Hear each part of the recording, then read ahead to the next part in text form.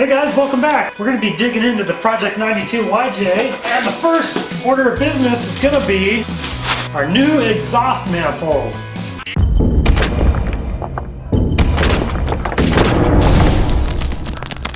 JeepSolid.com. This particular exhaust manifold I got off of Amazon. It's sold by Auto Dynasty. I'll be sure to include a link in the description below where you can find it. This fits 91 through 99 Jeep Wranglers with 4-liter engines. Now this design has a couple areas of flex built into it. These two joints are designed so that when you get a little bit of expansion, or if you have any torque on your exhaust manifold at all, say you're going over a rough bump or something and your whole exhaust system moves, it's gonna kind of like lighten up the stress on these joints. So this flex design is actually a really good thing. Overall, the reviews on this manifold are decent, so I think it'll work well for our application. Now it's a little hard to see, but the reason we're replacing the exhaust manifold is right down here, you can see a crack, and you could actually hear this when the engine was running. And down here underneath, you can see right at the collector here that this thing is almost broken completely in half. We're going to start by disconnecting the battery cables. So we've got the battery disconnected. Next we're going to remove the air box, the air intake here. This goes to the throttle. We're going to get this out of the way. Disconnect the air from the CCV valves here. Another line to the air intake over here. And look at this filter. This is obviously way overdue for being changed. It is just covered in dirt and debris. This thing is just awful. This one just has these little straps on it that unhook, and the box slides out from the intake on the front there. We can get this out of the way. So it's a good idea. So let's say air intake. It's a good idea when you start disconnecting all these hoses and things, take a little piece of tape, put it on there, so that when you're putting everything back together, you got a good idea of where things go. You don't want to, end up switching something, having a vacuum hose going to the wrong spot. So just label it so that you can remember it. Or the other thing I do, honestly, I'll take some pictures of a project if it's something that I'm taking apart that's kind of complicated. I'll snap a picture of it just so I have a good idea, and I can go back and reference, like, ooh, where did that vacuum hose go? So now we're going to loosen these bolts on the power steering pump here. There's 2 bolts on the back side of it here. And then on the bottom down here, there's a adjustment bolt. And this one is to adjust the tension on your accessory belt here. You don't want the belt to be too loose, otherwise you're going to get squeaking, things aren't going to turn right. You don't want it too tight, otherwise you could ruin bearings, that kind of thing. So now that we've got the power steering pump loose, this one actually gave me quite a bit of trouble because of this bolt that was broken down on the bottom. I ended up undoing some other bolts that I didn't need to. But yeah, it's just those 3, this one on the bottom. Once you get those out, your power steering pump should be able to move back and forth like this. And then you can take your accessory belt off. And it's a really good idea to draw a diagram, or if you have a manual that'll tell you how to put the belt back on. But you just want to make sure that you take note of how it's on here so you get it going on the same way. And this is a really good time to inspect your belt. Make sure it's in good condition. If it's not, definitely replace it. And you can see how this pump, it pivots on this bolt up here. And this one down here is like a locking bolt. So once you adjust it, adjust the tension, then you lock this bolt down and it holds it in place, this one down here. We're going to disconnect the 3 bolts holding the power steering pump here onto this bracket.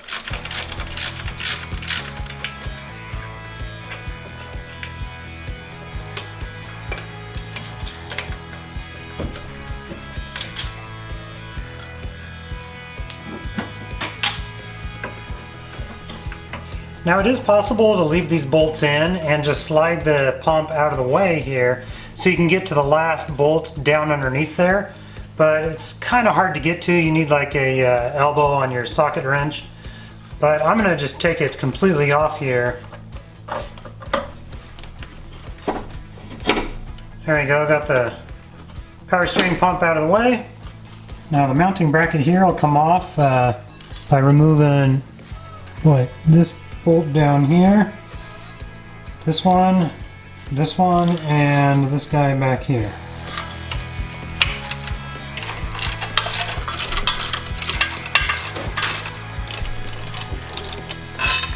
You can see here this bolt going into the intake manifold is a great big long one.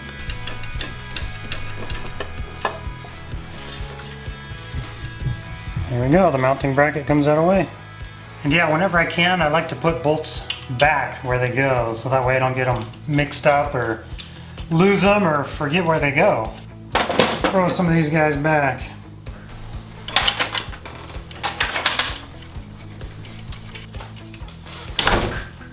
Now let's get the throttle cable out of the way. This just pops off right down here. Got the cable loose, let's disconnect this bracket and get it out of the way.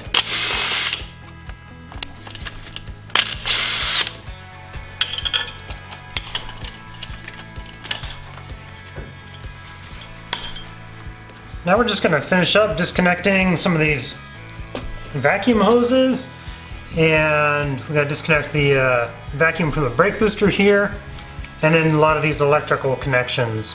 Fortunately, on these electrical connections, let's disconnect these guys here. A lot of them, they're different, so it's really hard to mess it up when you're putting it back together. But still, it's a good idea to kind of keep track of where things go. And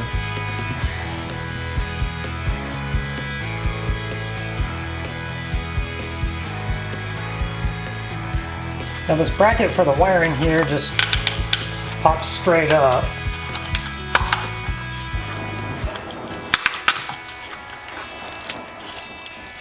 And now the electrical for the fuel injectors, you can leave those in place.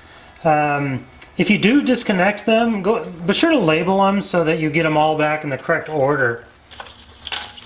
Get this out of the way.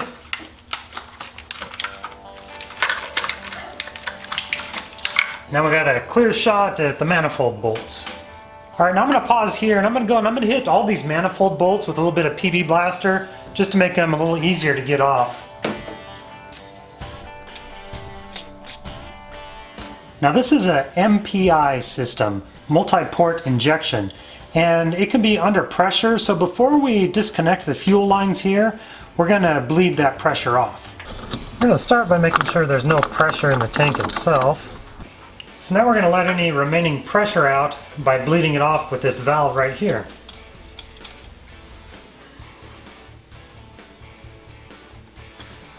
Now we're going to disconnect these fuel lines. We're going to actually kind of push them in a bit, push down on this plastic tab here, and it slides off. And I've actually labeled these number 1 and number 2 so I can get them back on in the same order. Push it in a little bit, push the tab down, and simply slide it off. There we go. A little bit of fuel left in there still. Now there's 11 bolts on this manifold that we're going to be removing. There's 1, 2, 3, 4, 5, 6, 7, and then on the bottom there's 8, 9, 10, 11. And you might have to come up with all kinds of wonky things here to get these 4 bolts on the bottom because they are difficult to reach. But with little extensions and elbows and ingenuity, you'll be able to get them.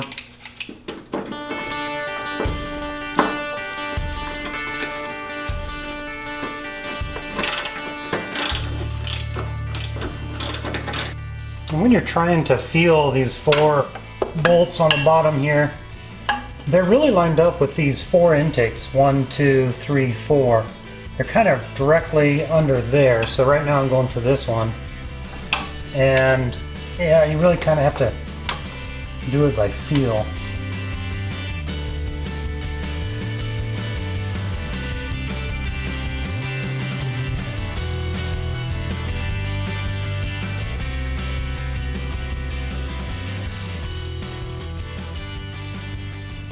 Yay!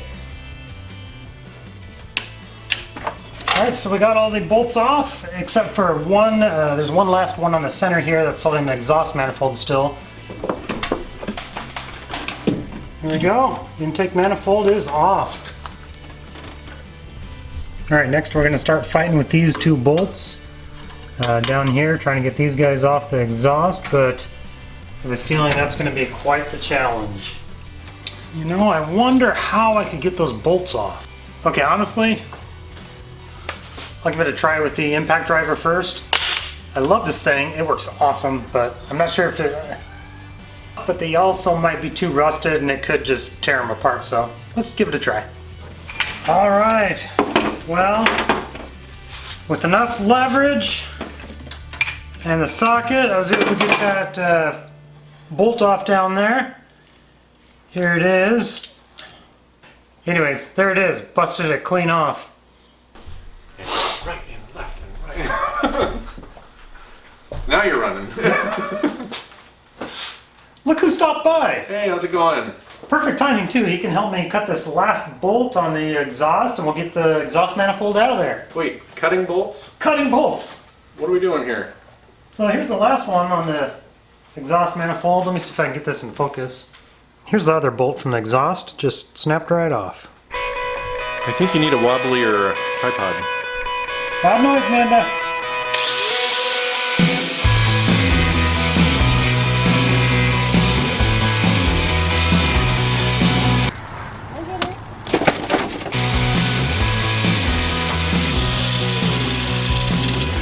Let's take the last bolt out.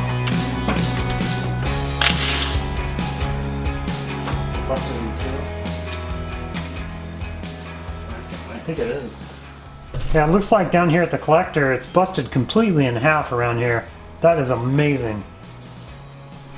I'm going to pull the old gasket off here. We're going to go along and clean up the surface, get it all nice and shiny clean. Here's a look in at the valve. All that carbon buildup, I'm going to scrape a lot of that out as well. Now I've got a great video on how I prepared the gasket surface all nice and clean. If you're interested in checking that video, I'll link it in the description below or probably add a card here. Let's throw the new gasket on here. Now I have a trick for putting the exhaust and intake manifold back on to make it a little bit easier for you. So, got our gasket in place, let's get to that. Alright, let's throw the new exhaust manifold on here.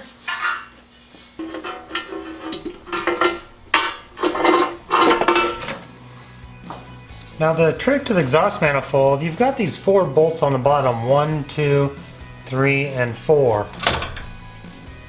What you want to do is put these 4 bolts in place, just get them started, threaded in there a turn, and have the washer pulled back all the way. And we're going to take the intake manifold here and slip it over the top of these bolts.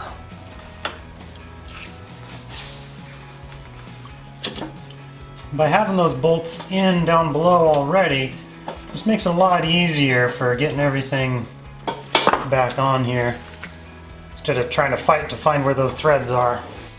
Now we can go back and throw the rest of the bolts back in place, and there is a torque sequence for these 11 bolts. I'll list that in the description below according to the Haynes manual of the sequence to torque these in. Then we're going to hook up all the electrical and vacuum hoses and just kind of go through and put everything back in the reverse order of how we took it out. Don't forget to hook up the exhaust manifold to the exhaust. I'll leave a link in the description below of this exhaust manifold that I purchased. Now when you go to hook your fuel lines back up to the fuel rail, you really have 3 options. Option 1, the service manual recommends replacing the O-rings on the inside of these to prevent leaks. But good luck with that, that's super tough. Option 2, reuse the O-rings, but you're going to run the risk of leaks. Option 3, which is probably what I'm going to go with, you can replace these lines with some high pressure fuel lines and clamps. If you have any questions or any tips on anything you did that really helped you out, leave a comment below. And if you're new to the channel, be sure to subscribe. I'm all about helping you out with repairs and projects, so I'd love to hear from you. Thanks for watching and have a good day. It's all gassy back there. Is that valve cover? Or is that like manifold? I think it's manifold. Because it's gas. You mess up a lot when you're talking. At least I do. I don't know about other YouTubers. Thought really helped you out. Leave a comment below in the description. Really well, leave a comment. let's discuss that. Let's discuss that. That sounds dumb. If you have any questions or comments, leave a comment. Or anything you did that really helped you out, leave it. Okay, that's called a comment. Costumes, and then I saw like an adorable cat costume, and it was one was a bumblebee, and one was